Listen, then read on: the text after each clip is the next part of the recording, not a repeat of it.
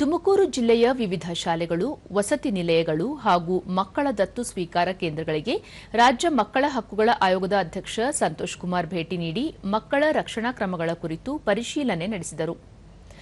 ಆಯೋಗದ ಸದಸ್ಯ ಸತ್ಯನಾರಾಯಣ ಶೆಟ್ಟಿ, ಜಿಲ್ಲಾ ಮಕ್ಕಳ ಸಂರಕ್ಷಣಾಧಿಕಾರಿ ಪವಿತ್ರ, ಮಹಿಳಾ ಮತ್ತು ಮಕ್ಕಳ ಕಲ್ಯಾಣ ಇಲಾಖೆ ಉಪನಿರ್ದೇಶಕ ಡಾ ಸಿದ್ದರಾಮಪ್ಪ ಸೇರಿದಂತೆ ಹಿರಿಯ ಅಧಿಕಾರಿಗಳು ಉಪಸ್ಥಿತರಿದ್ದರು.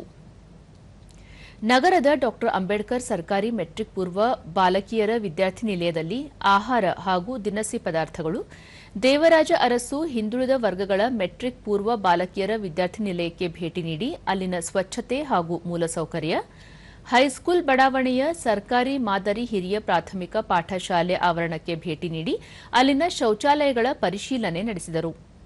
ಇದೇ ವೇಳೆ ವಿದ್ಯಾರ್ಥಿಗಳ ಜತೆ ಸಂವಾದ ನಡೆಸಿ ಅವರ ಸಮಸ್ಯೆಗಳನ್ನು ಆಲಿಸಿದರು. ನಂತರ ಜಿಲ್ಲಾ ಮಟ್ಟದ ಅಧಿಕಾರಿಗಳ ಸಭೆ ನಡೆಸಿದ ಸಂತೋಷ್ ಕುಮಾರ್ ಅಧಿಕಾರಿಗಳೊಂದಿಗೆ ಚರ್ಚಿಸಿ ವಸತಿ ನಿಲಯಗಳಲ್ಲಿ ತಾಜಾ ತರಕಾರಿ ಹಾಗೂ ಆಹಾರ ಸಾಮಗ್ರಿಗಳನ್ನು ಬಳಸಬೇಕು, ಸ್ವಚ್ಛತಾ ಕ್ರಮಗಳನ್ನು ಕಟ್ಟುನಿಟ್ಟಾಗಿ ಪಾಲಿಸಬೇಕು, ರಾತ್ರಿ ವೇಳೆ ಗಸ್ತು ತಿರುಗುವುದು, ಮಕ್ಕಳಿಗೆ ಪೊಲೀಸ್ ಭದ್ರತೆ ನೀಡುವುದು, ಹೆಣ್ಣು ಮಕ್ಕಳ ಮೇಲಿನ ಹಲ್ಲೆ ಪ್ರಕರಣಗಳಲ್ಲಿ ತಪ್ಪಿತಸ್ಥರ ವಿರುದ್ಧ ಕಠಿಣ ಕ್ರಮ ಕೈಗೊಳ್ಳುವಂತೆ ಅಧಿಕಾರಿಗಳಿಗೆ ಸೂಚಿಸಿದರು.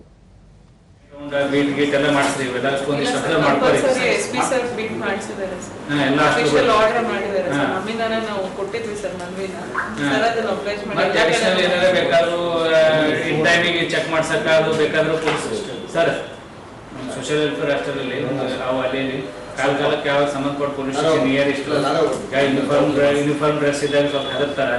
ನಾವು ಒಂದು ಸ್ವಲ್ಪ ಚೆಕ್ ಮಾಡಿ ಅವ್ರಿಗೂ ಹೊರಡಿಸ್ಬಿಡ್ಸಲ್ಲ ಹುಡುಗರು. MCH ಹಾಸ್ಪಿಟಲ್ ಇದೆ, ಅದಿಷ್ಟು ನೋಡ್ಕೋ ಸರ್. ಇದುವರೆಗೂ ಇಷ್ಟು ಸಮಸ್ಯೆ ಅಬ್ಸರ್ವೇಷನ್ ಸರಿ ಅವ. ನಾವು ಒಂದು ವಾರದಾಗ ನೋಡ್ರಿ ಅವ್ರು ಏನು ರಿಪ್ಲೈ ಕೊಟ್ಟರು, ಇವೇ ಬಿಲ್ ಕೊಟ್ಟರು, ಸರಿ ನೀವು ನೋಟಿಸ್ ಕೊಡ್ರಿ.